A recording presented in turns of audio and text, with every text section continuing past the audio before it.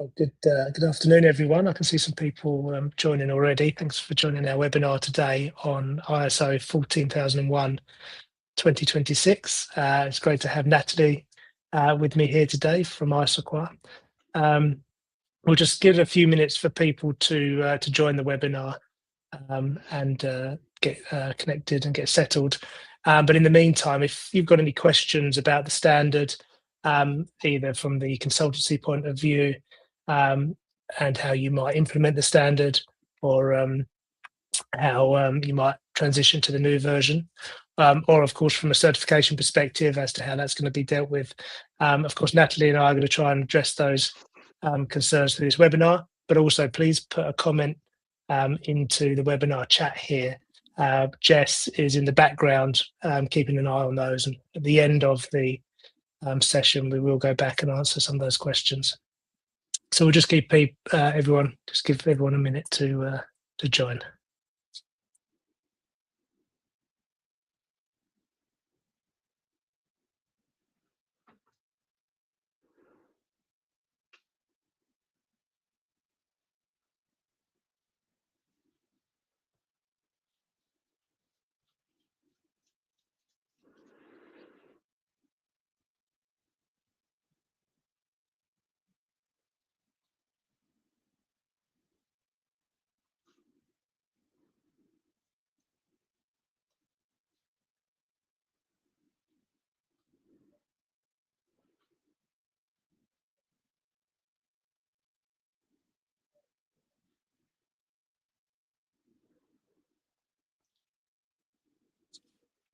So we're just on 1 o'clock, which was our start time. We'll give people a few more minutes to join. I can see some new viewers there, so welcome. Thank you for taking part. If you've got any questions that you'd like to ask for the Q&A at the end, please put those into the comments as soon as you can, either now or if anything comes up during the session. Myself and Natalie will try and answer as much as we can in the slides that are coming up. But if there's any questions, then please put them in the comments, and Jess in the background will track those, and at the end we'll answer a few of those. So we'll just give it a couple more minutes for people to connect in.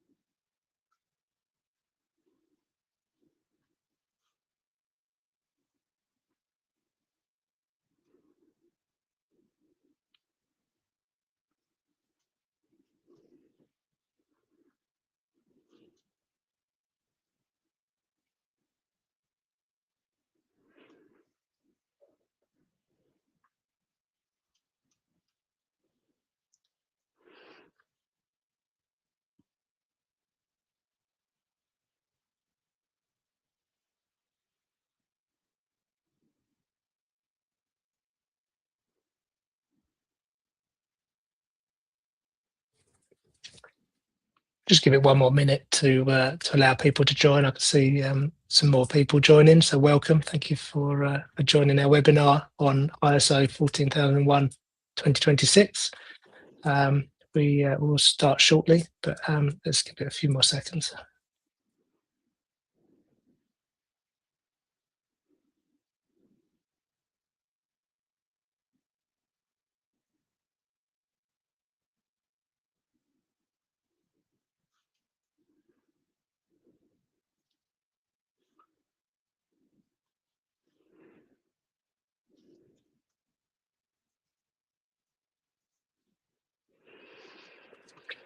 Great, I can see the comments are working. Hello everyone, thanks for joining us.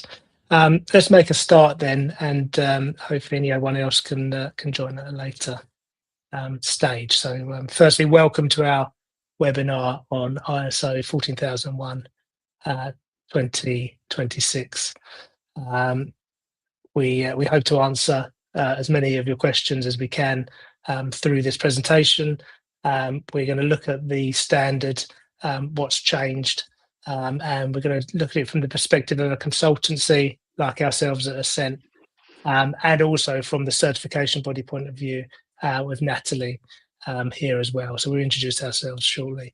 But as I've said a few times, if you have any questions at any point during this webinar, please put them into the comments there. I can see some of you already using that section, so thank you.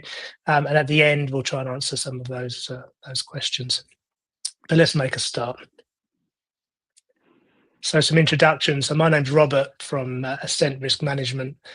We are a consultancy firm, so we work a lot with international standards, especially ISO 14001. We've been doing that for many years. And as consultants, we work with clients to prepare them for certification, so to implement an environmental management system. And often we will do the internal audits to check that the system is working. And then, of course, we will bring in certification bodies like ISOQAR, who are UCAS accredited, to provide the certification. So that's myself, Robert, at Assent. And I'm really pleased to be joined by Natalie Walker from ISOQAR. Hello, Natalie. Would you like to give an introduction? Yeah, hi everybody. It's really lovely to see you all here today. So I'm Natalie Walker, Director of Risk and Compliance at ISOQAR. So we are a UCAS accredited certification body, certificating 14001 for quite a few decades now. So yeah, lots of experience and very excited about this transition. Excellent. And of course, we are separate parties and impartial from each other, but there is an interested party relationship, and we work together with the client to support that, which is really good. Okay, great. Well, let me tell you a little bit more about Assent before we move on. So, Assent Risk Management has been around for quite a while. So we were founded in 2002. So over 20 years we've been working in this environment. And as I said already, we're consultants and auditors for international standards, including 14001. And as you can see from my slide here, we're actually certified to some of those standards ourselves. So we know what clients have to go through and the standards that are set. So we practice what we preach there. We have a network spanning the UK, so we've got some employed people and consultants, but we also have some specialists in different areas and different industries. So we've got some really good people that are very passionate about compliance and about standards and are available to help. And on top of those things, we also subscribe to some other standards and frameworks like the Living Wage Foundation and Disability Confident marks, and we're Cyber Essentials certified. So as a firm, we're trying to do the right thing as a consultancy. You can obviously find out more about us on our website. That's a brief overview there. So I'll pass to Natalie to give an overview on ISOQAR. Thanks, Rob. So we're ISOQAR, like Rob said, very independent of Assent, obviously, for impartiality reasons. But before we get into the detail of 14001/2026, I think it's important to just briefly introduce ISOQAR in a little bit more detail, and particularly for those joining us for the first time. So ISOQAR, as I've mentioned, is a UCAS accredited certification body and part of the Veriforce group. So our core focus is in management system certification, training, and broader compliance support. So we've spent decades working across a wide range of sectors, supporting organisations not just to achieve certification, but to use it as a mechanism to strengthen governance, manage risk, and build trust with stakeholders. So what really underpins our approach is about continual improvement. So the way that we see it is that certification isn't a one-off event, but it's part of a long-term operational excellence mechanism that genuinely supports a client-focused partnership. So I'm going to hand back to Rob now, who's going to just cover off some of the key changes in the new standard. Right, thank you, Natalie. Well, yeah, of course, this is what we're here for on the webinar, to look at the changes in ISO 14001 and how that impacts companies. So my slide is very much based on the work that we did as a consultancy to look at the new standard and understand the differences. And it's always a challenge when a new standard arrives, because as consultants and similar for certification bodies, we need to understand what's changed, and we need to make sure our people are competent in delivering those things. So these are the things that we saw in the standard that are a little bit different. And the main one here, the top bullet point, is there's a heavier emphasis on life cycle throughout the standard, so it appears in a few places. I think particularly in aspects and impacts, where you do that assessment of all of your environmental aspects that and how you impact the environment as an organisation. Some of our clients were already very good at this and very conscientious, and were thinking about the life cycle perspective. So everything from purchasing something to disposing of it. But that wasn't a mandatory requirement. So often you would see aspects and impacts registers that weren't quite covering that. So now we need to go back and make sure that life cycle perspective is considered. They've also tried to put into the standard more emphasis on responsibility for environmental matters, and that drive in really continual improvement throughout the environmental management system. So these are things that were good practice anyway, but just slight changes to wording that support that. And that leads on to that increased expectation for top management to be involved. And this is a real challenge in some places to keep everyone engaged in the environmental management system, particularly top management. I think, and Natalie, I'm sure we'll discuss it later on, but I think certification bodies will more likely expect to see top management and senior people involved, or at least being seen to support the management system, which is good practice anyway. So a lot of these changes are just improvements to the standard rather than wholesale changes. The other thing we noticed was an expanded requirement around risks and opportunities, and particularly around opportunities, which again is often a weak area in practice for current management systems. I think we naturally consider risks very strongly and in detail, but maybe we miss out on the opportunities and documenting those opportunities. So there's potentially a positive aspect to this environmental management system. It's not just about managing the negative, it's also about promoting and increasing the positives that you can as well. And I think with ISO 9001 for quality management being updated as well, and that's in final draft, I believe, currently, I think there's a similar move in that standard towards strengthening the documentation around opportunities and, identifying what those opportunities are and working to make the most of them. Next up, aspects and impacts I've already covered in a little bit of detail around the life cycle aspects. And I think that's because it's such a big part of the ISO 14001 standard. It really drives a lot of the activity, because until you can measure something, then, as I say, you can't manage it effectively. So definitely, whether you're new to the system or you've already got an EMS, I would look at aspects and impacts, your impacts assessment, and take a fresh look, review it and improve it wherever you can. There's also a new clause for planning changes, and this just brings the standard into line with other management system standards. But it is quite an expanded section 6.3 compared to some of the other standards. I think a lot of what's in there is things that you would expect, how you would normally manage a change in a controlled way, and with steps to take. But if you haven't addressed that already, that would be a new area to look at. As we move through towards the end, the management review, there's inputs and outputs clearly listed in the standard. They're already there, but there's some greater definitions within that. And also a little bit more around continued improvement and what that means and what the specification is. And lastly, just some general wording changes and requirements throughout the standard, but nothing that really impacts it. So I think this is very much seen as a slight evolution of the standard rather than a complete change or rewrite. But Natalie, you can expand more on some of those things. Yeah, thank you, Rob.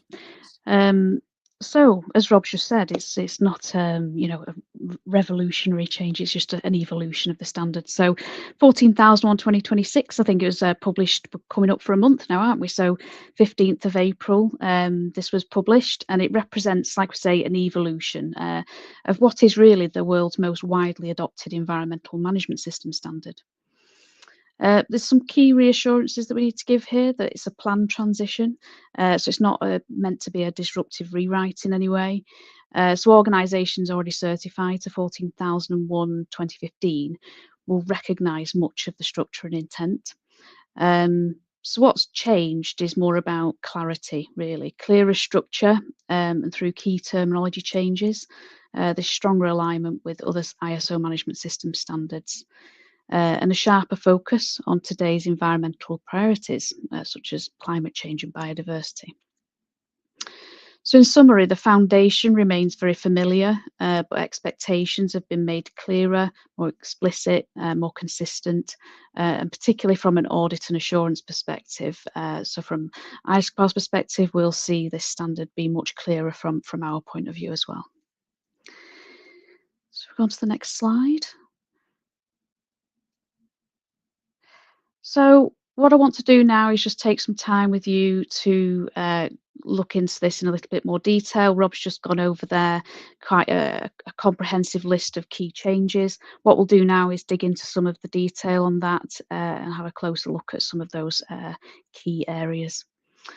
So this slide's probably worth spending a little bit of time on because it's one of the areas our auditors and you as organisations will probably notice the most in terms of change or refreshing that you need to do with your management systems.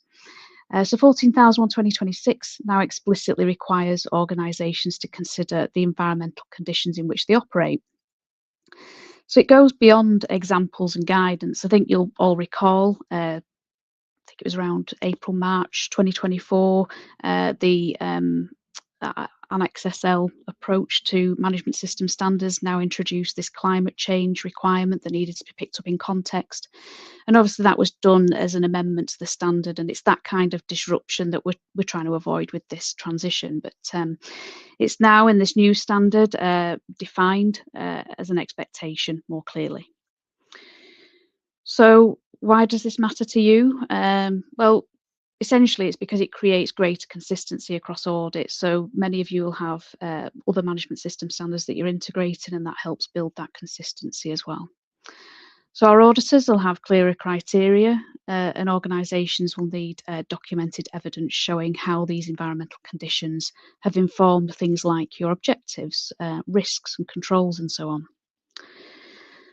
So that, some examples might include local pollution levels or access to natural resources like water and energy, impacts on biodiversity and ecosystems. So all of these things do affect everybody in business. So it's both the physical and transitional climate-related risks relevant to your operations. So I think it's a key message to take away from this is it's not about introducing complexity. In fact, it's about trying to remove some of that complexity, but it's about evaluating the relevance to your organisation and ensuring that you've got demonstrable evidence to get you through your certification audits, essentially. Okay, next slide. So there are 4 broad key themes covered off in this new version. So firstly, improved structure and terminology. So Rob said earlier about some terminology changes. What we see is more consistent use of terms like results, so clear expectations around documented information, for example, and refinements to management review and internal audit requirements. Secondly, and as we've just covered off, the environmental context. So where environmental conditions were previously implied or listed as examples, organisations must now actively and demonstrably consider them. Thirdly, and what we'll do in a minute is go into this in a little bit more detail, but a stronger life cycle and supply chain focus. So life cycle thinking is reinforced much earlier with clearer links to procurement and supplier controls.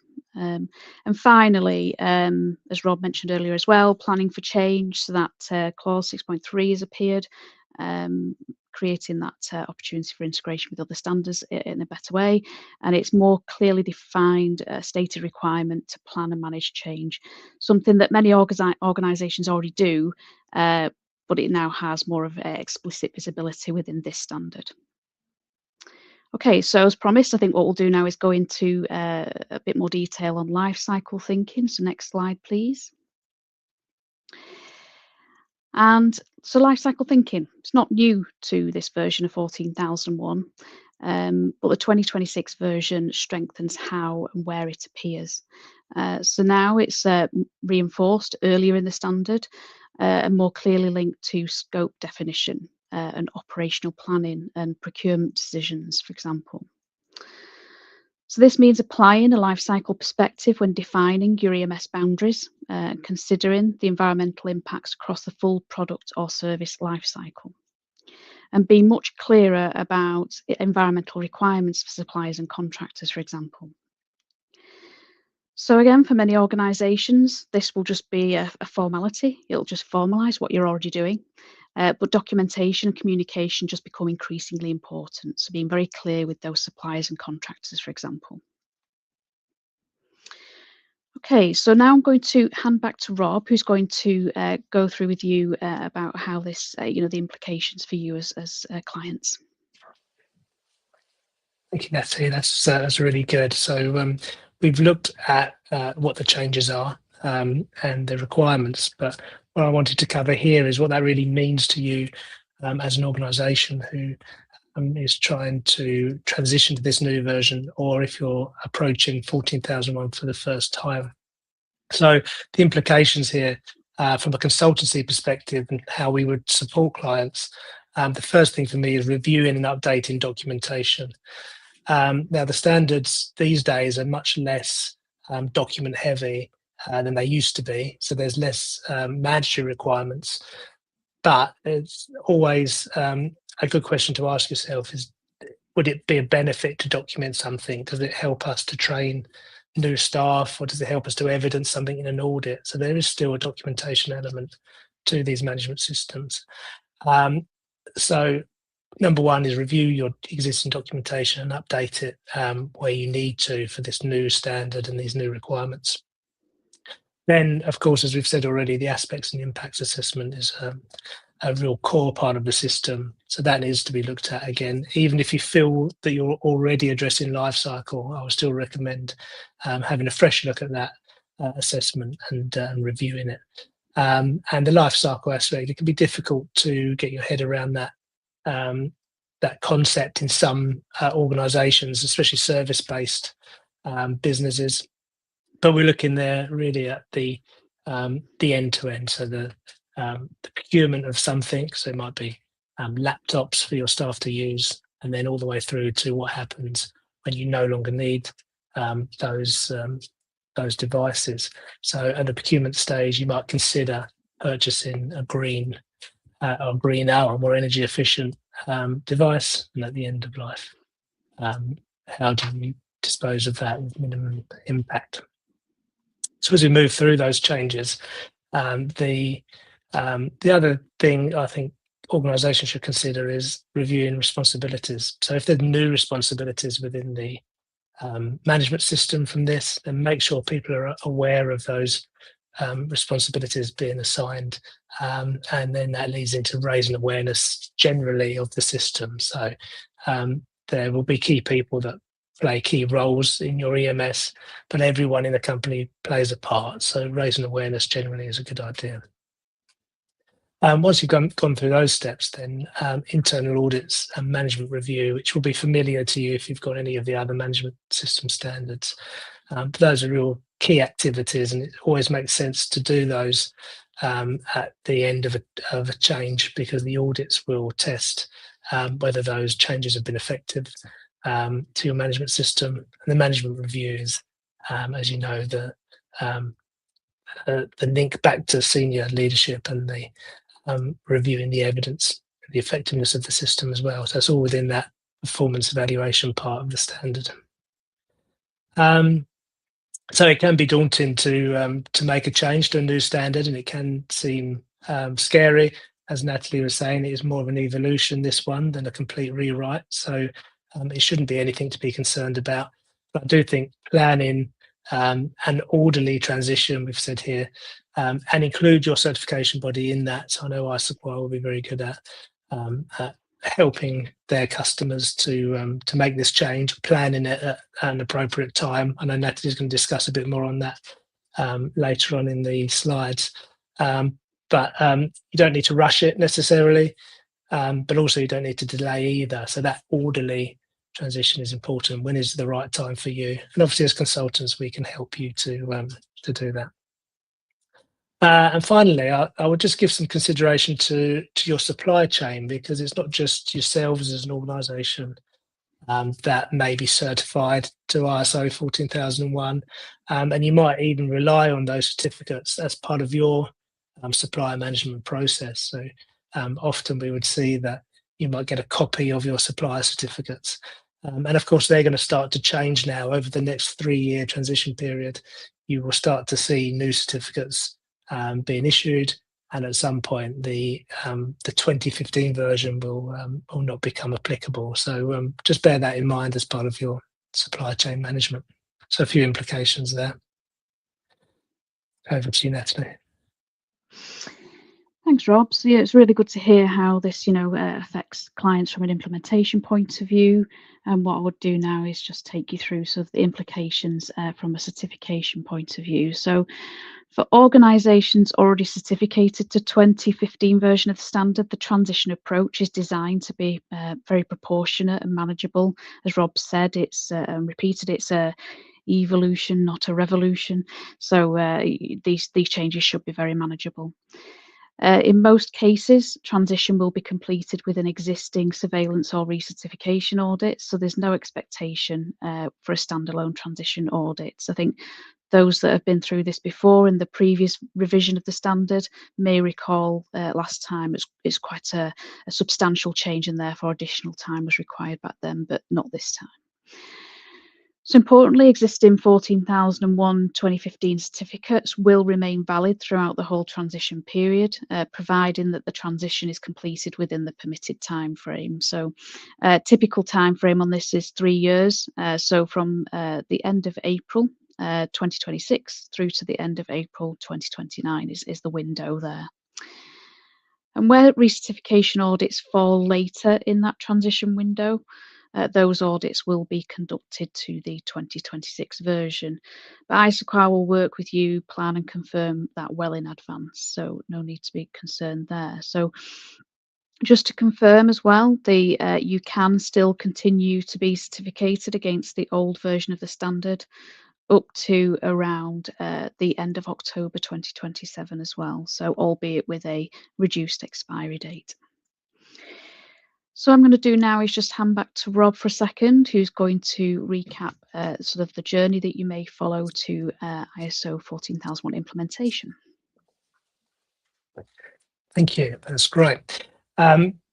So up until now, we've really assumed that people already have an environmental management system in place and are already certified, which I think probably many of you are. Maybe you could tell us in the comments if you're already certified or if this is a new journey for you. Actually, between the two, whether you're already certified or if it's a new journey, the process is very similar. But on this slide, I just wanted to briefly cover how you would implement this as a new system. And it's very achievable. The first thing that we do as consultants, and I can speak as a consultant, we would look at the things in your business that you're already doing. Oh, thank you, Melody. Yeah, you're already certified. That's great. Okay. But there's a similar approach here, even if you are already certified. But for a new system, we would look at the things in your business that are already good. So we don't want to have to build a whole load of new policies and processes and things for you to do unless it's a benefit to the business. So that's where this gap analysis exercise, as you see on the right hand side, comes in. But we always advise customers to buy a copy of the standard. So even with a consultant, and as consultants, we tend to be the people that interpret the requirements, and there's often a big difference between what's written on a page and how you might understand that to be implemented. And that also evolves over time as auditors get more experience of auditing and certifying the standard, and they look at best practices across different places, that can evolve. But buying the standard, I think, is a really important step, because aside from what we can advise you as consultants, you can then always look in the standard for the actual wording of the requirement and take it from there. So I'd certainly buy a copy of the standard if you can. And then take a systematic approach through that standard, and whether that's with a consultant like us or whether that's on your own, conduct that gap analysis. So for everything the standard's asking, work out what you're doing already, and if there's a gap or something you could be doing better there. So take it systematically. The standards are written in a way that they're structured as a framework from start to finish. So if you work down in order, you will see that improvement cycle. And then, of course, the last clause, clause 10, covers improvement and takes you right back to the start to make sure that you're constantly improving your system. So you can't really go wrong by taking that approach. As I've said a few times, use what you already have and what you already do. So any of the policies or any of the good initiatives that you might have in your business, utilize that within the management system. But also, I've said here, document it. And as I said earlier, there's less mandatory requirements, but if there's a benefit to documenting something, I certainly would. The two things I see is it helps with the training new starters, because they've got something to refer to. And also when it comes to audit, and not just ISOQAR and the certification bodies, but sometimes customers, your customers might want to come and audit you. So having that evidence available is a really key thing. And then the last two, driving continued improvement, which is what these standards are all about. And I think there's not necessarily an expectation that you're perfect on day one. We're always looking for how you're improving sort of year on year and making things better. So don't be afraid of that. And most importantly, of course, for me, is engage a consultant like us at Assent, and we can help you and guide you through the process as best we can. And we see lots of other management systems in other places, and we take our experience from that, things that work well and things that maybe don't work so well, and we can certainly help. But having said that, you don't need a consultant necessarily. You're perfectly able to implement this yourself. So on the right-hand side there, I just put a very brief process, which is similar to really all standards and all frameworks. We would tend to do a gap analysis first, find the gaps. We would then do an implementation project where we close those gaps.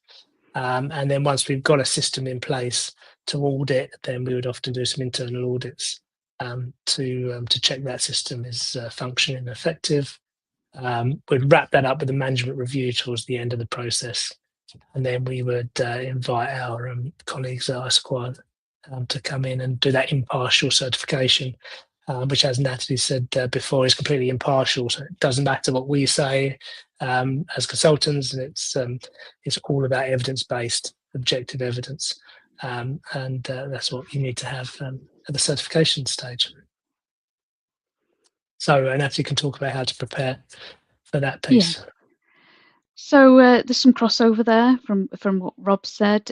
So for organisations considering the 14,001 certification for the first time, so our advice is simple, really, that you should really start with the 2026 version now, rather than building your management systems to the 2015 version. So designing an EMS against a withdrawn or superseded standard only creates rework, cost and avoidable complexity later down the road. So a practical approach starts with obtaining that revised standard, as Rob said, and completing that gap analysis, very sensible first steps, and building that internal awareness with the people that are responsible for implementing this standard. In the short to mid-term, organisations should design their EMS around the 2026 structure and engage with the certification body early, just to get some alignment around scope and readiness as well. The goal here, really, from our perspective at least, is to certify once cleanly and directly to the 2026 version of the standard without the overhead of any kind of mid-programme transition. So next slide, please.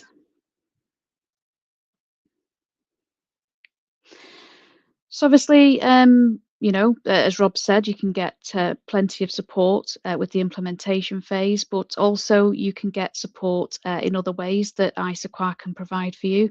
So we also have training and upskilling opportunities. So support during transition is crucial, particularly for those internal teams that might be doing that implementation work for you. And naturally, those people will need the confidence and competence to be able to do that work. ISOQAR offers dedicated 14,001 2026 transition courses focused on explaining the changes clearly and practically. And the course is designed to help teams understand what's actually different and what evidence auditors will be looking for, and also how to manage the transition within existing audit cycles too. So details and booking information are available on the ISOQAR website for those that are interested. We do encourage organisations to use this as part of their early preparation activities for this transition. And also for those that are new to certification as well, something that's really, really great for people to do, get your 14,001 lead audit qualifications, for example. So next slide, I'll take you through how ISOQAR is preparing. So ISOQAR, like I said earlier, is a UCAS accredited certification body. So we've got work to do as well behind the scenes, believe it or not. But to give some reassurance, ISOQAR has a structured internal transition programme already underway. So this includes system-wide gap analysis against 14,001, updates to our processes and documentation, and dedicated transition training for all of our auditors and other relevant colleagues in our business. We're also developing guidance and FAQs for clients and internal teams just to make sure that those messages are clear and consistent as well. So in parallel to that, our accreditation migration planning is underway with UCAS, and that's to ensure that we've got that smooth, compliant transition from day one. Okay, so I'm just going to hand back to Rob for a second. I'll cover off the next slide. Great, thank you. Well, actually, very similar to what Natalie was saying. As consultants, we need to prepare for this transition as well. So we need to make sure that our people are upskilled and are competent, and that we can prove that competence. Because often Natalie's team will ask us, how are we competent to advise customers on this during the audits? And as part of that, it's very hard when you have a new standard to evidence that. So we will often, and as we will in this scenario, start an early adopters scheme. So as we said earlier, there's a transition plan, and there's a right time to do it. But if any organisations are keen to make the transition earlier or to start with a new standard now, we'd like to talk to those people, and we'd like to work with them so that we can test our new templates and our new project plans and the way that we think this should be done, and learn some lessons from the early kind of implementations.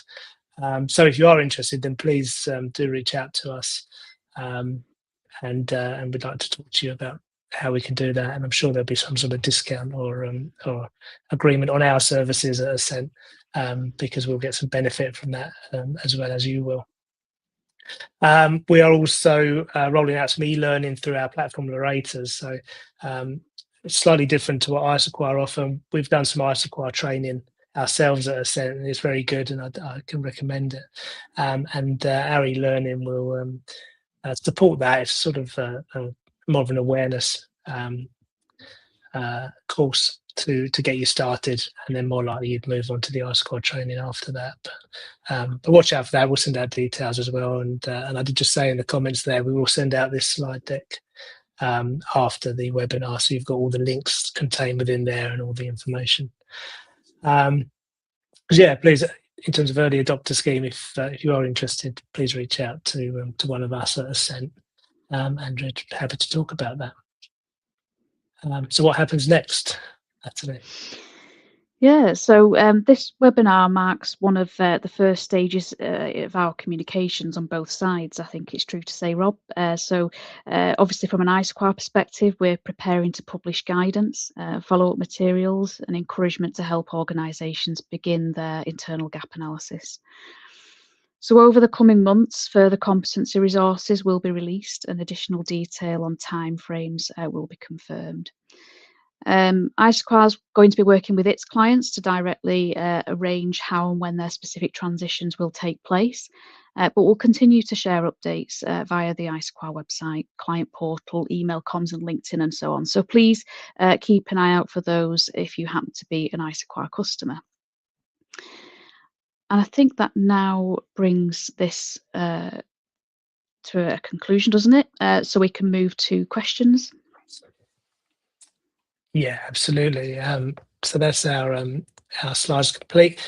We did ask for some questions in advance as well, so I think Jess has some of those. But if you've got anything you'd like to ask now, please put a comment in the chat there. If there's anything we didn't cover, or if there's anything that we didn't cover well enough in those slides, then we're more than happy to answer now. And of course, outside of this, I'm sure you'll be able to find Natalie and myself online. Of course, yeah. Excellent. So Melody, thank you for this. Let me read it, and then maybe myself or you could answer, Natalie. So Yeah, so just I've reading your missed, I've heard question. this already. So your recertification audit is planned for November. So that'd be this year, Melody, I guess, with ISOQAR, which is great to hear. Will this audit be assessed against 2015 under the transition period, or will it be fully aligned to the updated 2026 standard? So if you've got an audit in November, which standard will it be against, Natalie? Yeah, so just to give you some clarity around, I said earlier, ISOQAR's got to go through its own migration with UCAS.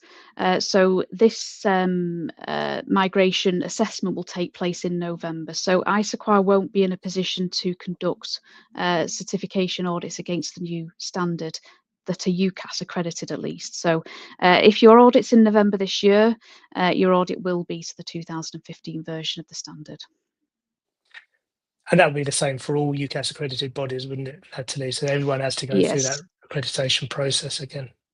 Exactly. So UCAS behind the scenes are planning to do a sort of mass migration of as many CBs as possible in November. So what's true there for ISOQAR will be true for the majority of certification bodies. There may be some that transition or migrate later on, but yeah, in the main, you'll see that certification bodies become ready to start certification against this late December, early January. Right. Okay. So in that situation, I think if we had a client that had a November recertification, I think we would probably look to maintain the current system at that point. But then, Natalie, we could arrange at one of the surveillances to transition to the new version. Is that how we think it would work? Yeah. Of course, yeah. So what we're aiming for here at ISOQAR is that from the 1st of January, we're ready to deliver against the 2026 version of the standard, if that's what the customer wants. So, and we'll continue to do that for as long as we possibly can through that window. That's great, and that allows plenty of planning and organising to happen. Yeah. So we've got a question that was sent in previously. When do we have to transition to ISO 14001 2026? So this around those timelines again. Yeah, so it does depend when your recertification will need to take place. If you're already certificated, that is. If your recertification takes place before the 31st of October 2027, you can recertificate to the old version of the standard if you want to. If the recertification happens after the 31st of October 2027, you will have to transition to the new standard at that point. So in theory, if, for example, if you've only just been recertificated now and it happens to coincide with the publication of the standard, theoretically you could be in a situation where you don't need to recertificate for 3 years. So you could run the whole of this transition window on the old version of the standard if you wanted to. We wouldn't advise that. We advise early transition, but yes, in theoretically you could run this all the way out to the end.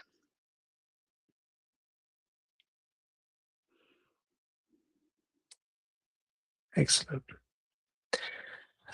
Okay. What will auditors focus on most under ISO 14001 2026? That's definitely another one for you, Natalie, in terms of auditors. Sure. What do you think that will be? Yeah, so the biggest shift auditors will notice is the requirement for explicit evidence. So in particular, how have you considered environmental conditions like climate risk, pollution, and resource availability. So, you know, how life cycle thinking influences your scope and your controls and procurement decisions, for example, how your change is planned and managed within the EMS. So for most organisations, as we explained through the webinar, these things will already be happening. So the difference for you will be about demonstrating them more clearly and consistently and making sure you've got that documented information as evidence to back that up.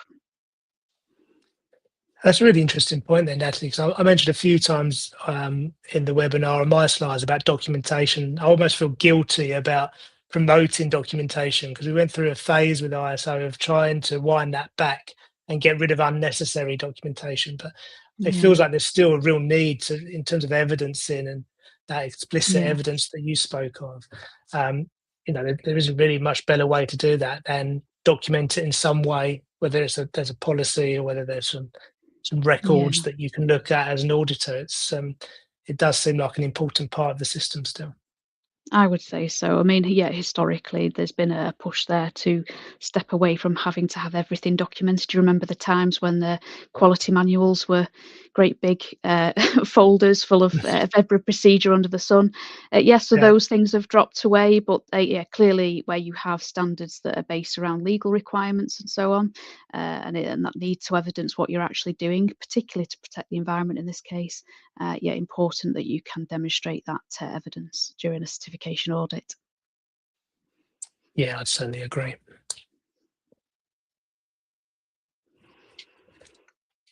Okay. So what if someone is midway through implementing ISO 14001 2015, which is more than likely the case, because there'll be people that want to progress their EMS, or maybe they need it for a tender and they're under pressure to get certified. So what's our advice on that one? I'll let you go first. Yeah, sure. So, I mean, if from a certification point of view, if you're not already certificated, we'd strongly recommend even going to the 2026 version. So we covered off in the slides there that doing a mid program transition isn't ideal. Implementing to the new standard, getting certificated to that new standard avoids that rework, avoids transitional disruption. It means you can certify once rather than having to revise your system partway through. So ISOQAR can support that discussion early on so your implementation pathway stays efficient. Yeah, that's great. I think also there's a slight difference between implementing the standard and the certification piece. So implementing, I don't think is a big jump to go from 2015 to 2026. So from a consultancy point of view and from the actual implementation, I'd probably say you've probably done some good stuff already, and then it's just a case of adapting that for the new requirements, which, as we keep saying, is an evolution or revolution. So nothing there is wasted. But of course, in terms of certification and inviting ISOQAR in to do that audit, that's the bit that you would need to manage a bit more carefully, because, as Natalie said, you don't want to do it twice unnecessarily. So certifying against the new version is probably a good idea at this time. But I think that's probably fair to say, isn't it, Natalie? Absolutely, yeah. We definitely, like I say, strongly recommend that you implement the new standard where possible. And for those that are already certificated and have management systems, again, reinforce that message that early transition is advised, strongly advised. To completely avoid trying to leave this till the last minute. Yeah, absolutely. Which is something that we see with all of these standards that change and get revised. I can understand it's tempting to leave it, but it does put extra pressure on. So an orderly transition. Yeah, exactly. Right. Well, look, I think that's our last question for today, and we are just over the 45 minutes, but not by too much. So thank you for that. As we said, we will send out the slides to everyone that attended, and of course, you can find more information on both us at Assent and ISOQAR through our websites, which are fairly easy to find on search engines. And there's some email addresses on here as well if you'd like to reach out to our offices, either of us, for anything we can help with. We'd be happy to have a conversation. But I think as we wrap there, Natalie, thank you so much for supporting the webinar today and taking No, thank you. your time out of your day. Thank you very much. It's lovely to meet you all today. Thank you. Thank you, and thank you to Jess in the background for organising the technical side. Can't see Jess, but she's working hard. So thank you, and thank you all for joining. I hope you have a good day, and if we can help at all, please reach out to us. Thank you.